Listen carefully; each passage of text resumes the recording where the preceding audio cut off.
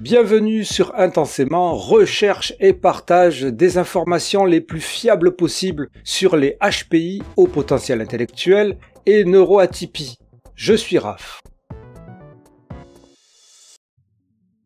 Il y a des particularités dont on parle et d'autres dont on ne parle pas.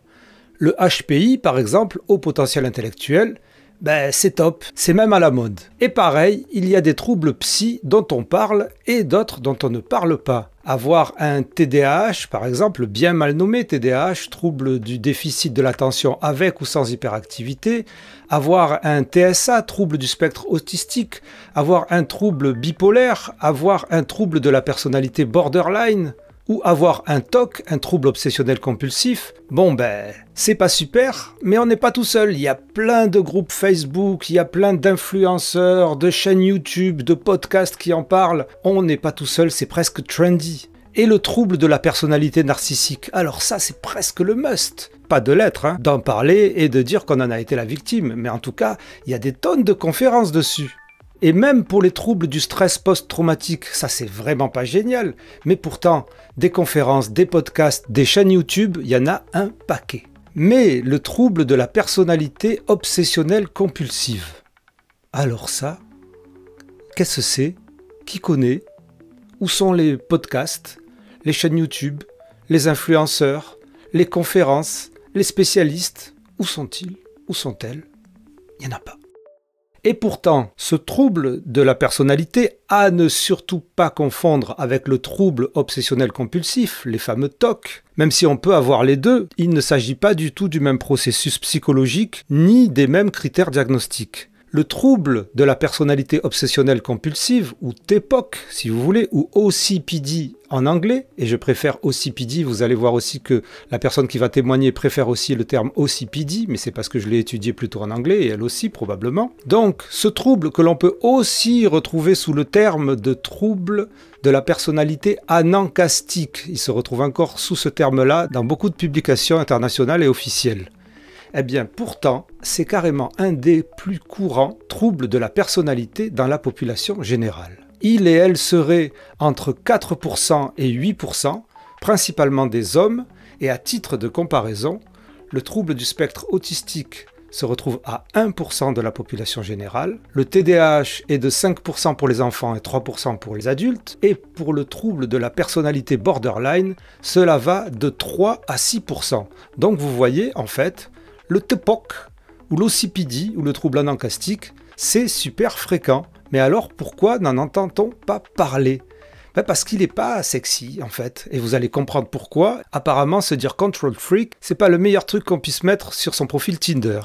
Et c'est grâce à une très jeune contributrice d'Intensément, que je remercie ultra 1000 fois intensément, que nous allons plonger dans l'univers de ce trouble. Et l'on va comprendre que lui aussi, l'OCPD, le TPOC, peut aussi contribuer à la désinformation sur les HPI, puisqu'il peut aussi faire croire à toutes ces pseudo-caractéristiques, ces pseudo-symptômes au potentiel intellectuel que l'on retrouve dans tous les médias mal informés et dans de nombreux groupes de zèbres. Alors c'est un témoignage anonyme, mais comme je le dis toujours, il faut beaucoup de courage pour parler de soi et de ses vulnérabilités. Anonyme ou pas, et je vous demande donc beaucoup de respect dans les commentaires. En même temps, quand on mesure la maturité et l'intelligence de cette jeune personne qui témoigne, on ne peut qu'être ému par ses défis et sa souffrance avec ce trouble méconnu. Et je vous rappelle que cet épisode a été rendu possible grâce aux contributeuristes d'Intensément que je remercie du fond du cœur. Le financement participatif est ce qui permet à ce média et à mon travail de vivre. Et si Intensément vous apporte, vous aussi rejoignez la communauté toujours grandissante d'Intensément.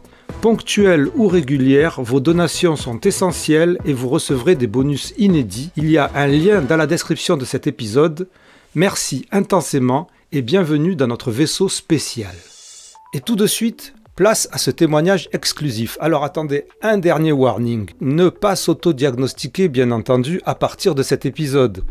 Et vous allez voir que j'ai moi-même du mal à y résister. Mais je sais, pour ma part, qu'on peut avoir des traits d'un trouble sans l'avoir. Et que l'unique moyen de savoir si l'on a un trouble ou une pathologie, c'est encore d'aller voir un ou une professionnelle habilitée au diagnostic. Bonne écoute et bonne visionnade. Te présenter, ça va être un peu compliqué puisque c'est un témoignage anonyme, mais tu peux peut-être nous expliquer ton parcours qui t'a mené à atterrir dans le milieu d'abord des surdoués et ensuite dans le diagnostic dont tu vas nous parler. Le point de commencement, je pense que c'est mes recherches sur le sujet du HQI, de l'intelligence, parce que j'ai toujours eu donc des difficultés, on va dire, sociales, à me faire des amis, avoir des relations proches. Donc j'ai cherché sur Internet des explications. Je suis tombée sur des contenus un peu bullshit sur le HPI, les zèbres et tout ça. Et de fil en aiguille, je me suis intéressée vraiment à ce que c'était l'intelligence, le HQI. J'ai cherché des ressources sur ce sujet. Je suis tombée sur Intensément Podcast parce que j'aime les contenus qui ont une approche vraiment scientifique de ces questions. Comme souvent sur Internet, les sujets, le HQI, le HPI est lié à l'autisme ou au TDAH. On trouve souvent des contenus sur les neuroatypies en général.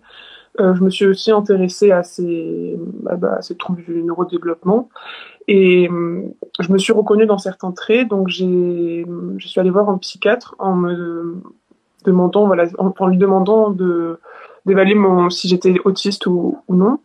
Donc il m'a fait passer des questionnaires que j'ai dû remplir, que j'ai fait remplir à ma mère. J'y suis retournée une deuxième fois et en regardant les réponses et en comparant aussi à ce que je lui avais dit, il m'a dit que je n'étais probablement pas autiste, mais que j'avais un trouble de la personnalité obsessionnelle compulsive. Et donc c'est comme ça que je me suis retrouvée avec ce diagnostic que je ne connaissais pas du tout et dont on parle très peu sur Internet. Au départ, qu'est-ce qui te faisait imaginer que tu étais plutôt HPI?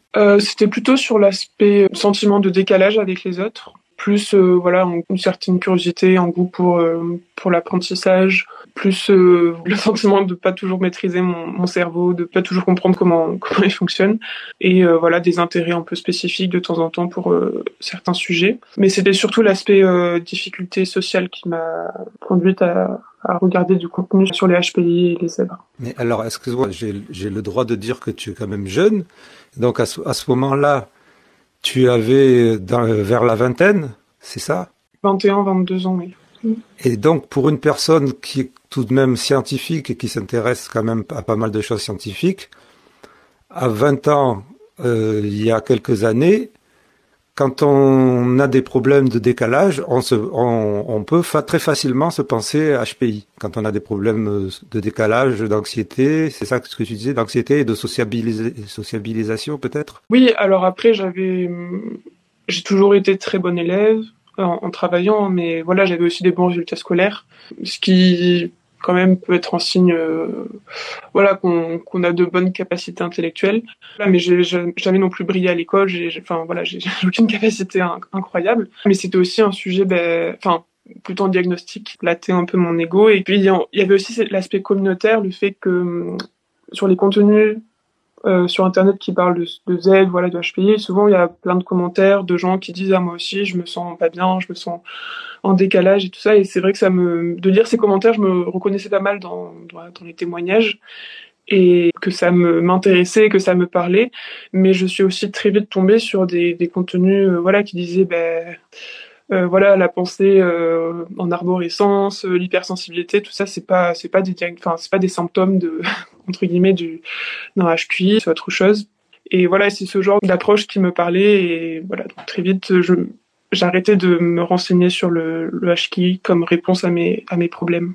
Et de fil en aiguille, à partir de l'intelligence, tu en arrives au lien avec les troubles du neurodéveloppement, puisque c'est vrai que, par exemple, sur Intensément, c'est ce qu'on dit très souvent, que les personnes qui viennent chez les neuropsychologues ou chez les psychologues dans l'idée qu'ils ou elles ont un HPI auraient plutôt soit un TDAH, soit un trouble du spectre autistique. Mm-hmm. Et donc tu te renseignes sur les deux et tu penses que tu coches les cases du trouble du spectre autistique. Encore une fois, ce sentiment de pas être vraiment sur la même phase que mes camarades, que mes amis, avoir du mal à avoir des relations assez intimes, aussi bien amicales que amoureuses. Alors je sais pas si c'est vraiment un symptôme de l'autisme, mais en tout cas voilà, cette difficulté à nouer des relations sociales, un très grand besoin de solitude et de me sentir rapidement surstimulée, aussi bien par les interactions sociales que par voilà, des environnements très très bruyants, voilà. Et puis le fait que j'ai parfois des intérêts assez spécifiques qui durent pas forcément très longtemps, mais voilà, où j'aime bien aller au fond des choses quand je creuse un sujet.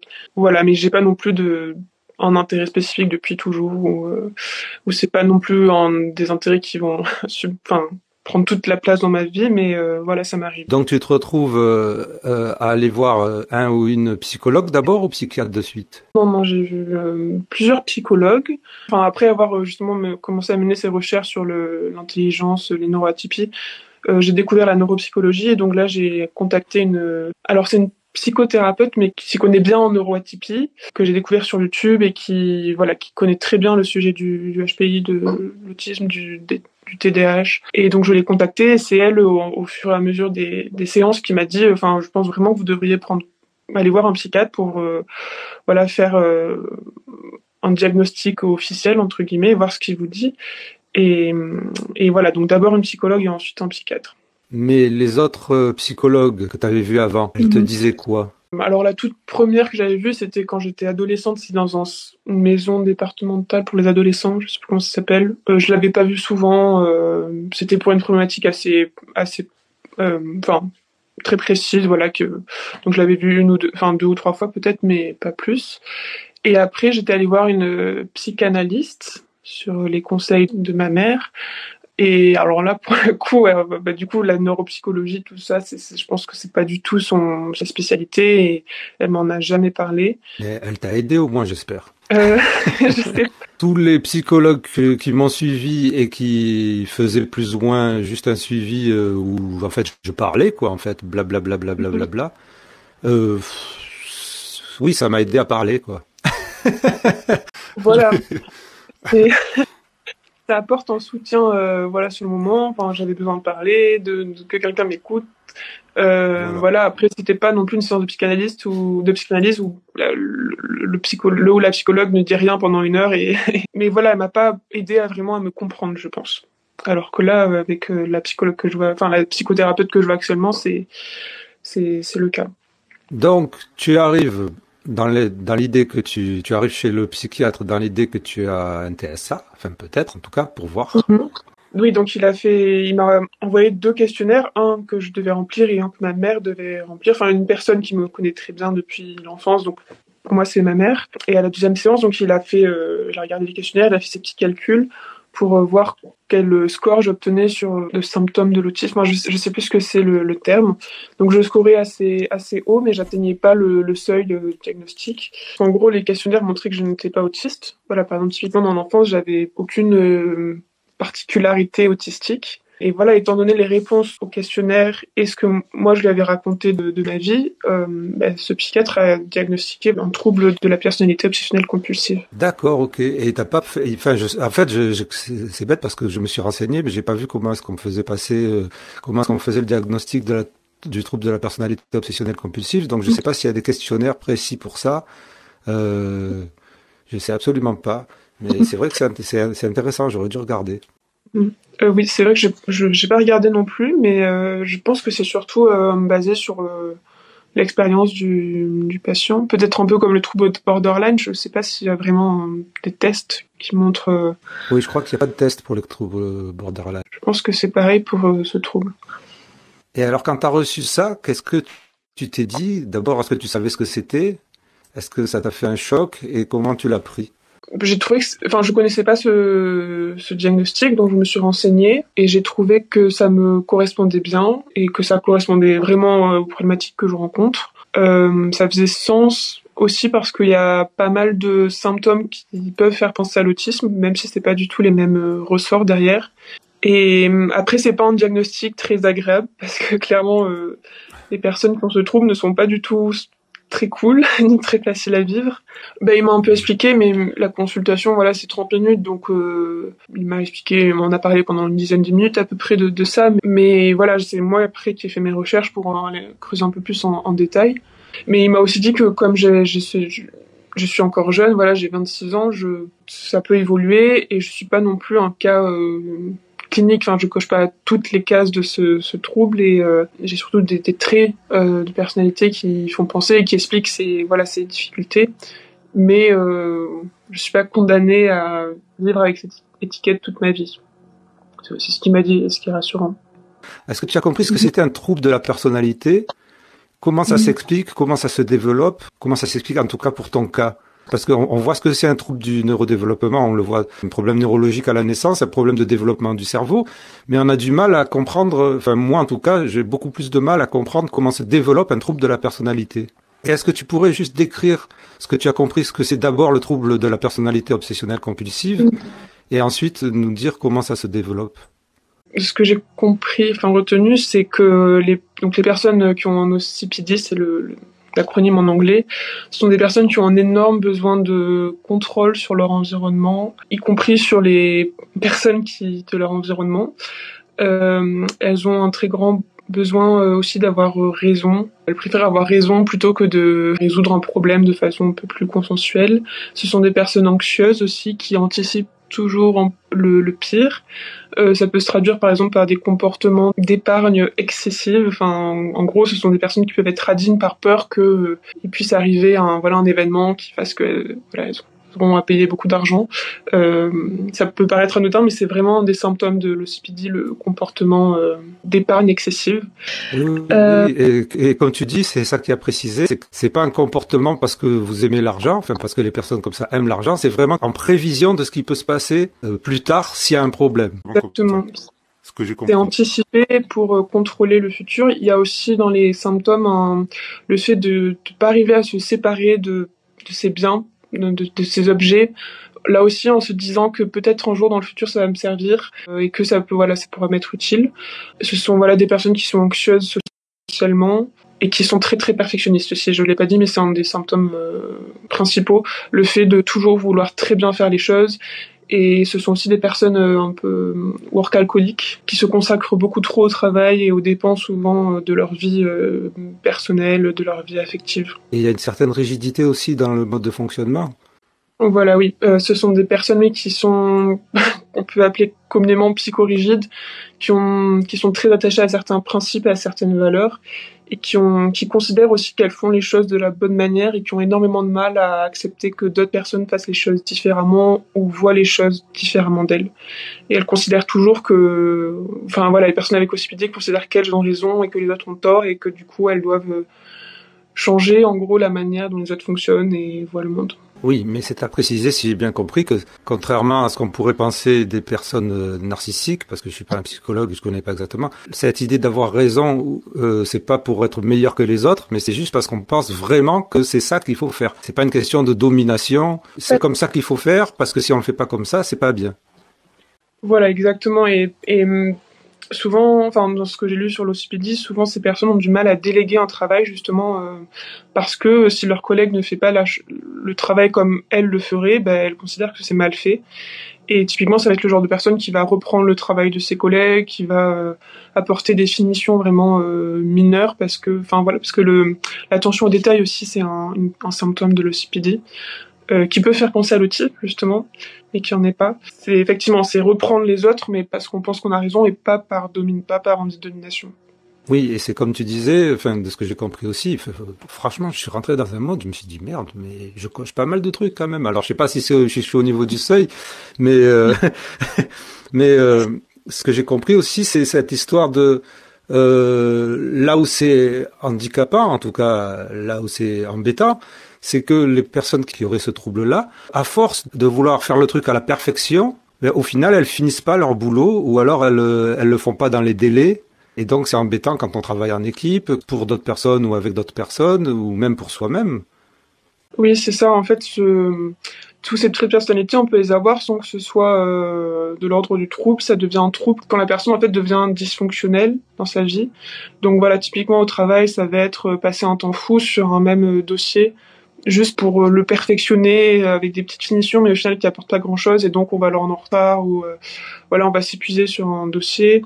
Typiquement le fait que dans les relations, dans la sphère sociale, cette rigidité, cette psychorigidité autour des valeurs, de la bonne manière de faire les choses, ça nuise à nos relations sociales, et on peut perdre des amis, on peut se retrouver très très isolé. En gros, ça devient un trouble quand la personne n'est plus fonctionnelle et que ses traits de personnalité lui nuisent en fait et dégradent sa qualité de vie.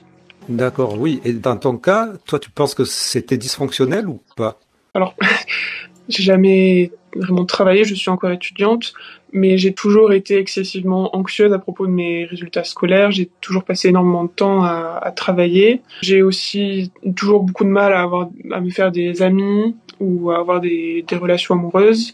Donc, et je pense que c'est parce que j'ai un très grand besoin de contrôle et que je me sens assez vite, très vite anxieuse et que j'ai tendance à me refermer très vite, voilà, si je suis pas à l'aise. Et que je suis aussi quelqu'un de très critique, même si je ne le montre pas forcément, mais voilà, je peux très vite juger les personnes qui m'entourent. Et voilà, et clairement, ça, ce sont les deux principaux aspects de ma vie où j'ai l'impression d'avoir été un peu impactée par ce trouble. Je suis aussi quelqu'un de très perfectionniste et assez psychorigide aussi, mais ça je le cache bien, je pense. Mais c'est ça que tu appelais le décalage, en fait? C'est ce tout que tu appelais le décalage ou le décalage c'était autre chose? C'était plus que ça, le décalage. Je pense qu'il vient du fait que j'ai toujours essayé de répondre aux attentes des adultes, bien plus que ne le faisaient les gens de mon âge. J'étais une enfant très sage, une élève modèle, et globalement, j'ai toujours été très sérieuse dans tous les aspects de ma vie et dans tous les contextes. Quand j'étais au collège, des amis disaient de moi que j'étais parfaite, parce que j'étais irréprochable. Et ça me faisait souffrir d'entendre ça, parce que en même temps, je me sentais très seule et je sentais bien que j'étais pas vraiment proche de ces amis. Je pense que c'est justement ce côté parfait qui me crée cette distance, parce que ça donnait un côté peut-être un peu faux, et l'impression qu'on ne me connaissait pas vraiment. Et enfin, je pense que j'ai toujours donné l'impression d'être dans le contrôle moi-même. Quelqu'un m'a même dit que j'avais l'air d'être dans un état d'hypervigilance en permanence. Et j'ai toujours eu un côté très coincé, qui ressort notamment dans les moments informels, dans tous les moments où il n'y a pas vraiment de cadre et de structure très, très définie. Donc, par exemple, à l'école, ce que j'appelle un cadre, c'est le fait qu'il y ait d'un côté les profs, de l'autre les élèves, et qu'il y ait des sortes de rôles attribués à chacun, ce qui pour moi est facile à adopter. Mais dans tous les moments où on est par exemple juste entre amis, ou dans des fêtes, dans des soirées, où on a juste à être soi-même en fait, je me sens très perdue, et je sais pas comment agir, je sais pas quoi dire. Donc j'essaie de faire ce que font les autres, mais je n'y arrive pas forcément, je pense. Parce que justement ce côté très coincé, sérieux ressort et me donne un air pas du tout spontané. Et aussi parce que j'ai tendance à me mettre en retrait et à tout suranalyser et surintellectualiser. Ce qui n'est pas très propice non plus à la rencontre et au fait de nouer des relations. C'était aussi le fait que je suis quelqu'un de très introverti, d'assez réservé. Et je sais pas, je sais pas vraiment comment qualifier ce décalage, justement. C'est ça aussi qui me posait problème et c'est pour ça que je suis allée voir des psychologues pour essayer de comprendre d'où ça venait. Oui, alors après, je sais pas si on mettrait ça du côté du trouble de la personnalité obsessionnelle compulsive, ça, parce que... Non, mais par exemple, ce qui je pense c'est plus lié à l'OCPD, c'est le fait que je me sens très mal en soirée, par exemple. En gros, dès qu'il n'y a pas de cadre, dès qu'il n'y a pas de... Enfin, l'école, par exemple, c'est un cadre, il y a un prof, il y a des élèves, il y a entre guillemets des rôles qui sont attribués à chacun. Dès qu'il n'y a pas ce genre de cadre, je me sens très mal à l'aise, je sais pas comment me comporter, en gros. Et donc typiquement dans tous les événements où on est juste entre jeunes, entre amis, où voilà on est juste soi-même en gros, je me sens mal à l'aise et je sais pas vraiment comment me comporter. Je pense que ça c'est une source de décalage et voilà, et quand on est jeune au contraire ce sont plutôt ces moments très informels qui me rapprochent, qui soudent des relations et voilà, et moi je me sens pas du tout à l'aise dans ce genre de situation. Est-ce que c'est un trouble qui est permanent ou il y a des hauts et des bas? De ce que j'ai lu, non. Et moi, je le ressens pas comme ça. Après, un peu comme pour tout le monde, je pense quand on est fatigué, quand on est stressé, il y a des traits qui vont ressortir. C'est un trouble qui est constant, j'ai l'impression. Mais par contre, on peut, justement, avec des thérapies plutôt cognitives, je crois, on peut travailler sur ce trouble et sur les symptômes et essayer de devenir moins rigide, enfin de travailler sur ce trouble et mieux le vivre. Et donc, on peut espérer aussi le faire évoluer dans le bon sens. Tu en as fait l'expérience? Oui, alors moi, avec donc la psychothérapeute qui me suit, on travaille sur ça, justement. Je lui parle de situations que j'ai mal vécues ou qui me posent problème et on essaie de comprendre comment je vois la situation et comment je peux voir la situation autrement pour qu'elle me pose moins de problème, pour y réagir de façon plus rationnelle. Et il y a quoi comme autre proposition normalement quand on est diagnostiqué des troubles de la personnalité obsessionnelle compulsive? Il y a les TCC, et il y aurait quoi? Tout un tas de thérapies qu'on a l'habitude de voir dans les autres cas aussi? Enfin... En fait, il y a des comorbidités avec l'OCPD, comme la dépression, voilà, l'anxiété. Et par exemple, si on est dépressif, là, on peut prendre des médicaments, mais c'est pas vraiment pour traiter l'OCPD, ça va être pour traiter la dépression, qui est une comorbidité de l'OCPD. Pour l'OCPD en soi, il n'y a pas de traitement médicamenteux, parce que justement, c'est un trouble de la personnalité, donc c'est une manière un certain rapport au monde, de percevoir le monde qui est problématique. C'est pas ce qui se passe vraiment dans notre cerveau, j'ai l'impression. Mais du coup, alors moi aussi j'ai un peu du mal à cerner vraiment ce que c'est un trouble de la personnalité. Mais ce que j'ai compris, c'est que on n'est pas avec ce trouble, contrairement au trouble du neurodéveloppement. Même s'il y a des facteurs génétiques, une sorte de prédisposition génétique à développer certains troubles, comme c'est le cas, je crois, de la schizophrénie, du borderline aussi. Mais c'est surtout lié à l'environnement dans lequel on grandit, qui crée le trouble de la personnalité. Moi, c'est sûr que, je suis fille unique, j'avais des parents qui étaient exigeants, pas forcément dans les mêmes domaines, qui se disputaient beaucoup. Et je pense que très tôt, j'ai voulu devenir en quelque sorte irréprochable, à la fois pour ne pas recevoir de critiques de leur part, et aussi pour ne pas être un poids ou une source d'inquiétude pour eux. Et je crois que le CPD, c'est ce que j'ai lu, c'est une sorte de réaction en fait à un environnement où on a envie de prendre le contrôle, de prendre les choses en main et de devenir entre guillemets parfait pour réagir à un environnement qui peut être très stressant, très très angoissant ou très exigeant. Et moi, je pense que c'est vraiment ce qui s'est passé. Alors après, quelqu'un d'autre dans le même environnement aurait sans doute évolué différemment. Et je pense aussi que dans ma famille, il y a vraiment un terrain génétique parce que je retrouve beaucoup de traits de personnalité OCPD chez mon père, et je sais que son père et sa grand-mère avaient aussi des traits de personnalité qui s'y rapprochent beaucoup. Voilà. Après, est-ce que c'est le fait d'avoir des parents OCPD qui créent les conditions pour qu'on développe un OCPD, ou est-ce que c'est vraiment génétique? Ça, je sais pas. Mais en tout cas, pour moi, dans mon cas, il y a les deux. Il y a la cause génétique et environnementale. Est-ce que ça ressemble il y avait un truc qui tournait il y a quelques années, qui était très fashion, c'était de dire d'une personne qu'elle était control freak. Est-ce que tu vois un peu ce concept? Est-ce que ça ressemble à ça? Je pense que oui, c'est typiquement un control freak, je pense que c'est quelqu'un avec un OCPD, mais après c'est pas comment dire. Moi par exemple, je suis quelqu'un de très bordélique. Dans mon environnement, dans ma maison, c'est donc plein de bazar, tout ça, et justement c'est quelque chose que j'ai dit au psychiatre qui m'a diagnostiqué. Je lui ai dit mais je comprends pas. Je suis quelqu'un de hyper étourdi, de pas du tout rangé, et il m'a dit c'est vraiment une sorte de structure psychologique qui fait qu'on est psychorigide, mais ça se traduit pas forcément dans toutes les sphères de la vie, et ça peut être un peu caché. Je sais pas comment dire. Je pense que c'est surtout quand on vit en couple, quand on vit avec quelqu'un, que ça peut se manifester. Parce qu'après, quand on va à l'école, quand on voit ses amis, on peut plutôt un peu cacher ces symptômes, mais je pense que quand on vit au quotidien avec quelqu'un, c'est là que ça peut devenir vraiment visible et évident. Ah, tu me dégoûtes là. Je me disais, mais c'est pas possible, je peux pas avoir un trouble de la personnalité obsessionnelle compulsive, vu le bordel dans lequel je vis. Ah non, je suis dégoûté là. Ah, ça y est, je coche encore une case. Ah. Mais c'est pas une case, hein, ça c'est vraiment. Non, mais je rigole, que tu rigoles. Je pense que c'est compensatoire chez moi. Je mets trop d'énergie à contrôler d'autres trucs, et du coup mon environnement, ma chambre, tout ça. Non, mais parce que pas souvent les personnes obsessionnelles compulsives, comme tu disais, elles gardent tous les trucs en se disant que ça peut servir. Moi, j'ai 320 milliards de câbles que je garde depuis 15 ans.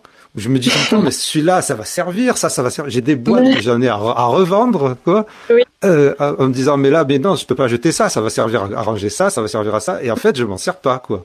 Peut-être, mais après, les gens avec un OCPD peuvent avoir des TOC, c'est pas du tout exclusif. Oui, et peuvent avoir un TDAH, je suppose aussi. Oui, et il y a même des études, je crois, qui ont montré qu'il y a alors je sais plus dans quel sens c'est, si c'est les gens avec OCPD qui sont plus susceptibles d'avoir un TDAH que la population, ou si c'est l'inverse, si c'est les gens avec un TDAH qui sont plus susceptibles d'avoir un OCPD.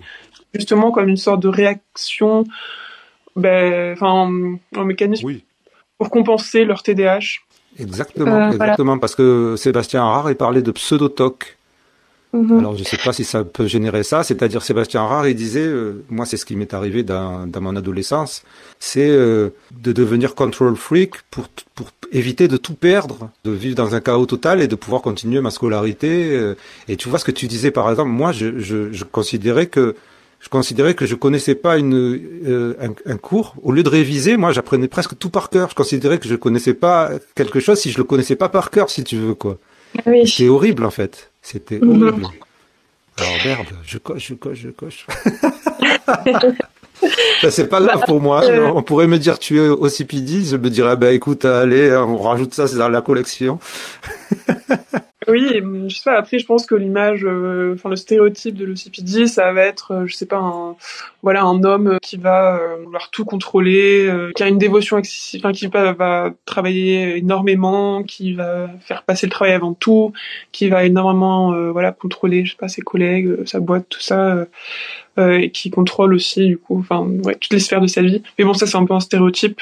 Mais en tout cas, après l'OCPD, c'est vraiment quand ces traits de personnalité nous posent problème et nuisent à notre qualité de vie, c'est vraiment ça qui fait que c'est un trouble. Parce qu'après, on peut être perfectionniste, on peut être un peu radin sans que ce soit un trouble de la personne.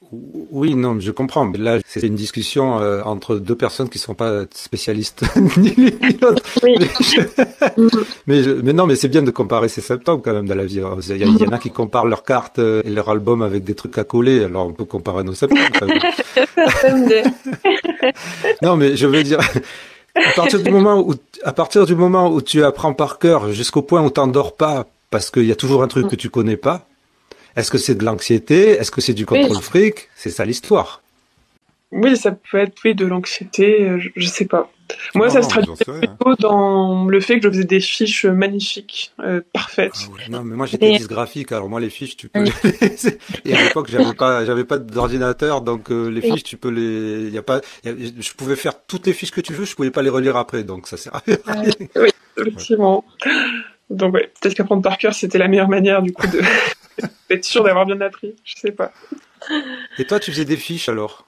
Ah oui, moi j'adorais faire des belles fiches avec plein de couleurs, tout ça, mais voilà, j'étais par exemple le fait que je comptais le nombre de carreaux pour que tout soit bien aligné sur mes fiches et tout ça, et je perdais du temps du coup, je veux dire c'était pas utile mais je le faisais quand même. Bon, maintenant je suis un peu plus j'ai un peu relâché la pression sur ça, mais voilà, c'est un exemple. Est-ce que c'est la TCC qui t'a permis de relâcher tout ça ou? Non, c'est plutôt que j'ai plus le temps de faire des fiches aussi belles parce qu'avec les études supérieures on a quand même plus de travail qu'au lycée. Et puis je sais pas, peut-être avec le temps je me rends compte que ça sert à rien et qu'il faut être un peu plus cool là-dessus. Et ce qui est hallucinant aussi, c'est que apparemment le trouble de la personnalité obsessionnelle compulsive, c'est le trouble le plus courant dans la population. Ça serait un des troubles les plus courants, un des troubles de la personnalité, le plus courant dans la population. C'est ça, je crois que c'est 3 à 8% de la population. Ça concerne surtout des hommes, visiblement. Mais c'est un trouble qui est peu étudié par rapport au borderline ou trouble, je sais pas, de trouble de la personnalité. Je sais pas pourquoi, mais on trouve aussi... C'est moins trendy, moins sexy, quoi. En tout cas, sur les réseaux, c'est sûr qu'il y a infiniment moins de contenu là-dessus que sur l'autisme, le TDAH ou même le trouble borderline. Et même dans la revue littérature scientifique, je pense qu'il y a moins d'études aussi. Ben oui, ça s'est confirmé donc dans ce que j'ai recherché. Je trouvais très très peu de chaînes YouTube, très très peu de podcasts qui en parlaient. Il a fallu vraiment que je gratte pour avoir des contenus longs. Alors des contenus d'1 heure et demie sur le TDAH, sur le TSA, il y en a des conférences, des machins, tout ça. Mais alors sur le trouble de la personnalité obsessionnelle compulsive, et un des trucs qui est dit, c'est que les gens qui ont un trouble de la personnalité obsessionnelle compulsive, comme les gens qui ont un trouble de la personnalité narcissique, ne s'en rendent pas compte, ou ne réalisent pas qu'ils ont un problème en général. Toi, tu as réalisé quelque chose, c'est bien. c'est très intelligent de ta part.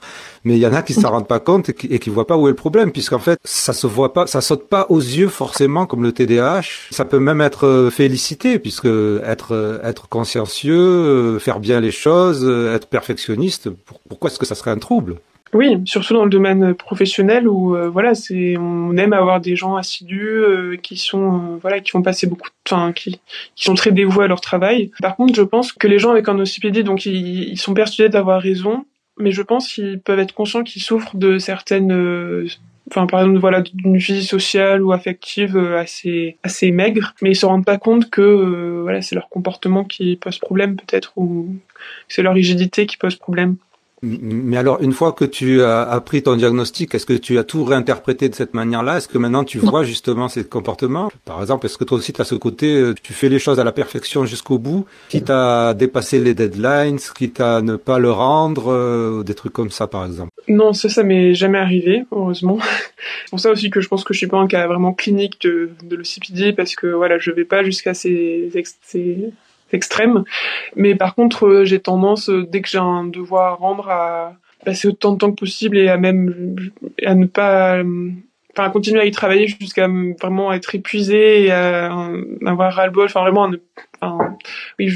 aller jusqu'au bout de mes forces entre guillemets pour faire quelque chose. Et ça se traduit un peu dans toutes les sphères de ma vie. Ça se retrouve aussi dans le TDAH, ça. Et ça se retrouve aussi quelquefois dans le TSA sur les intérêts restreints. C'est pour ça qu'on peut confondre, je suppose, le TSA avec... Oui, mais dans le cas de l'OCPD, c'est vraiment par envie de faire le travail le plus parfait possible et d'avoir la meilleure note ou le meilleur retour possible. Alors que je pense que dans le TSA, ça va être plus être un intérêt vraiment... C'est l'intérêt, voilà. Oui. Dans le TSA, le TDAH aussi. Et après, sinon, ce diagnostic, oui, ça m'a aidé à comprendre certaines choses chez moi, certaines situations que j'ai vécues, et maintenant, ça me donne une grille de lecture qui m'aide à comprendre. Après, dans ma vie de tous les jours, j'espère que si un jour je sens que par exemple, je suis dans une dispute où j'essaie absolument d'avoir raison ou que j'arrive pas à accepter le point de vue de l'autre, j'espère que dans ce moment-là, je pourrais me rappeler que j'ai ce trouble et que il faut peut-être un peu, accepter de relâcher un peu la pression, d'être moins rigide. Et j'essaie de l'appliquer au quotidien, mais c'est pas évident. J'y travaille. C'est super intéressant ce que tu dis, parce que c'est vraiment, j'ai cru le comprendre à la fois au niveau de ce qu'on disait tout à l'heure pour l'argent ou même pour le travail ou tout ça. C'est pas des questions d'ascendant, de domination, d'être le meilleur. C'est vraiment une question de faire les choses bien et à la perfection. Et c'est pas une raison, c'est même pas une question d'avoir raison, comme tu disais. C'est une question de penser que ce qu'on dit, c'est ce qui doit être dit, ou de... Enfin, c'est assez compliqué j'ai mis du temps à comprendre, j'ai mis 3 jours à comprendre, là. À comprendre ça, tu vois. C'est pas évident. Oui, je sais pas, je pense que c'est pour ça aussi que quand on a un OCPD vraiment extrême, on a besoin d'avoir peu de gens dans son cercle social, on se dévoue excessivement à son travail, parce qu'on peut pas tout contrôler si on a 36 000 activités, 36 000 cercles sociaux, 36 000 amis. Donc je pense que c'est pour ça aussi que t'as peut-être une forme de repli, peut-être. En tout cas dans la sphère sociale. Mais il y a autre chose aussi, je pense que j'ai oublié d'en parler. Et il me semble que ça fait partie des diagnostics, c'est que les personnes avec un OCPD peuvent entrer dans des colères noires et avoir un côté hyper impulsif, être vraiment hyper en colère contre des gens ou contre eux-mêmes quand les choses ne se passent pas comme elles veulent. Et c'est pour ça qu'il peut aussi y avoir un lien avec le TDAH là, sur le côté très très impulsionnel. Tu t'es renseigné toi sur le... Ben oui, non, tu viens de le dire, il y a une forte comorbidité apparemment avec le TDAH. Oui, je sais pas dans quel sens, mais oui. C'est aussi un des symptômes de l'OCPD, je pense, ce côté très colérique dès que quelque chose ne se passe pas comme prévu ou comme on le voulait. D'accord, ça doit pas être évident le diagnostic différentiel pour les professionnels. C'est toujours pareil. Moi, je trouve leur boulot, mais c'est horrible le boulot qu'ils ont. C'est sûr, et puis en plus avec toutes les comorbidités, j'ai l'impression qu'en plus on a rarement un seul trouble quand on a un trouble en fait. Oui. Souvent il y a d'autres. Je savais pas que c'était pareil au niveau. Enfin, effectivement, c'est apparemment une règle au niveau des troubles du neurodéveloppement. C'est rare qu'ils soient tout seuls. En tout cas, le TDAH pur tout seul tel quel, il paraît que c'est super rare. Mais je savais pas ça pour les troubles de la personnalité. Il y a quelques études scientifiques, je pourrais les envoyer, celles que j'ai trouvées, qui en parlent. Mais voilà, j'en sais pas plus. Est-ce que tu as un truc que tu voudrais dire dont on n'a pas parlé? Je pense qu'il y a dans les symptômes de l'OCPD, il y a des choses qu'on peut retrouver dans les symptômes du HPI ou des zèbres, enfin le côté perfectionniste, anxieux, l'isolation sociale, et je pense que voilà, ça peut être Oui, dans les pseudo-symptômes, tu veux dire? Oui, dans les pseudo-symptômes. Et je pense que c'est un diagnostic qui peut être intéressant à creuser pour des personnes qui se posent des questions sur elles-mêmes, et voilà, et notamment qui ont des difficultés sociales ou à lâcher le contrôle. Plutôt que de s'arrêter au QI. D'accord, plutôt que de se dire zèbre. Mais oui, c'est pour ça que c'est pour ça que c'est super intéressant de t'avoir, parce que étant donné qu'en plus apparemment c'est un trouble qui est un trouble de la personnalité qui est très répandu, c'est parce que 8% c'est quand même énorme, 8%, hein. Si ça arrive à 8%, c'est 3 à 8%, effectivement, j'ai lu ça moi aussi. C'est énorme, 8%, quoi. C'est un peu comme les troubles 10, quoi, en fait. Et pour compliquer encore un peu le problème, enfin, il y a aussi une dimension culturelle, et mon psychiatre m'a dit que au Japon, je crois, il y a pas mal de gens qui pourraient être diagnostiqués OCPD, en France, par exemple, mais en fait qui sont fonctionnels dans leur culture, dans leur société, parce qu'elles valorisent beaucoup le contrôle, la perfection, l'introversion, par exemple. Et donc voilà, des gens qui en France ne sont pas vraiment fonctionnels avec ce trouble pourraient l'être dans d'autres cultures. Et voilà, donc c'est intéressant aussi de voir comment cet aspect culturel influence les diagnostics. Et pour le coup, t'as pas envie d'aller habiter au Japon? Non. Non. Je sais pas si j'aimerais être entourée que de gens qui ont des OCPD.